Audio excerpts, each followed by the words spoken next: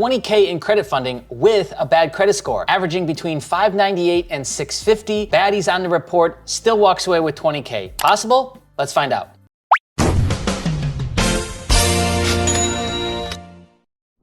Welcome back, my friends. Today I got another case study to show you. I like these case studies where we're kind of diving into people that don't have a perfect credit profile, because to be honest with you, I don't think that's really that common anymore. I think it's more common to have lates. There were so many people in the US population that was late during COVID, around COVID, after COVID, before COVID. Around that time frame, it seems like the amount of late payments went up dramatically. We'll go through some data in a future video that I dug up recently. But let me know if you agree to where you like more of a breakdown like this, to where we're going through somebody's profile and it's less than ideal, I guess you could say. Also, too, another big thing to take away from this is that this was not done perfectly. This little mini app spree, okay? And they still walked away with 20,000. So again, my point with saying that is that you're not gonna nail it every single time. The point is not to do that. The point is to keep moving forward. I think that's more important. So you're not gonna get every app spree right. I mean, I still screw up app sprees. So anyways, don't be too hard on yourself to where you're feeling like you gotta get it just right and you gotta, nail this stuff perfectly, because sometimes the dominoes just don't fall perfectly, right? All right, let's dive into it. So this was an app spree that was done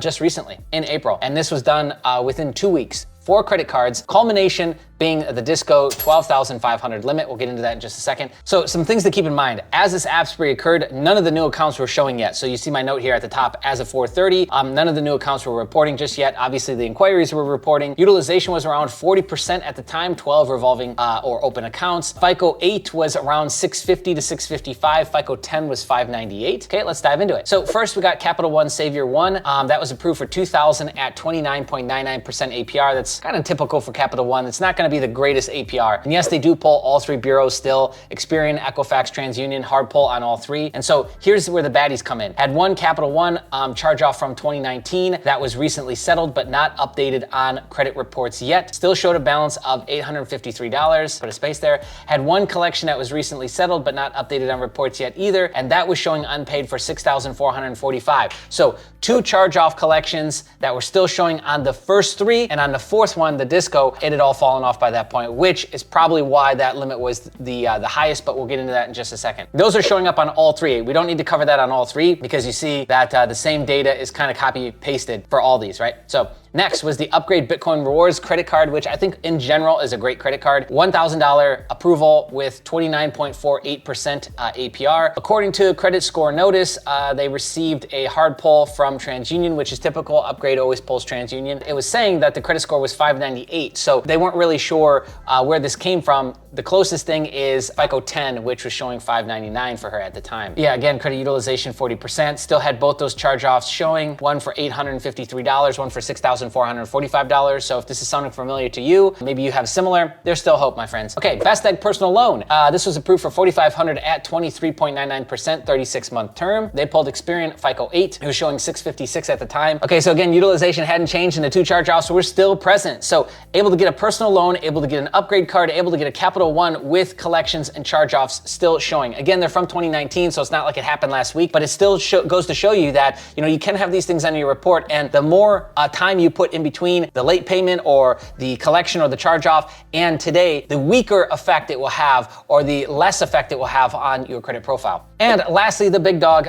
Discover approved for $12,500 with an APR of 25.74% APR. That was the big boy.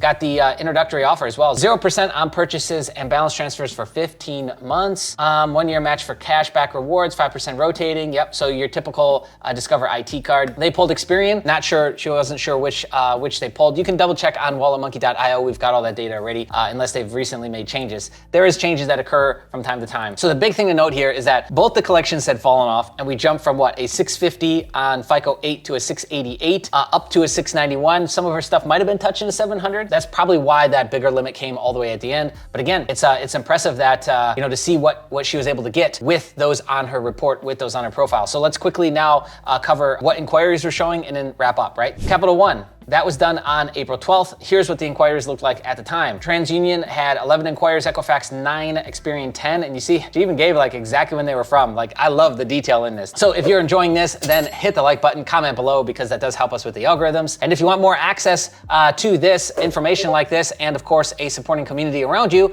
and a bunch of training courses, you're gonna wanna join our Discord. The link is in the description. It's just 29 bucks a month, which is like $1 a day. All right, so upgrade Bitcoin rewards applied on 4/12. TransUnion inquiries there, again, was 11 at the time. The Cap 1 inquiry was not showing yet. That's interesting, but it was done on the same day, so that hadn't registered yet, which that gives merit to the idea and the concept of trying to squeeze a bunch of apps all together back to back. Sometimes you can do this, sometimes it doesn't work that well. Best Egg was done on 4/13, so next day. The upgrade inquiry was not showing yet, which upgrade is pretty delayed. I remember that too with mine. The Cap 1 was showing, so now we're up to 12 inquiries on TransUnion. And lastly, Discover was done on 4/28. Again, those derogatories were removed. And then Experian inquiries at the time was 12. So the Cap 1 inquiry showed, as well as a recent app from SDFCU. So 12 inquiries and still approved for 12,500 limit, which is pretty crazy because again, the longest time, what did we hear with Discover is that, you know, they were inquiry sensitive and that they wouldn't approve you for large limits if you had a large amount of inquiries. I would say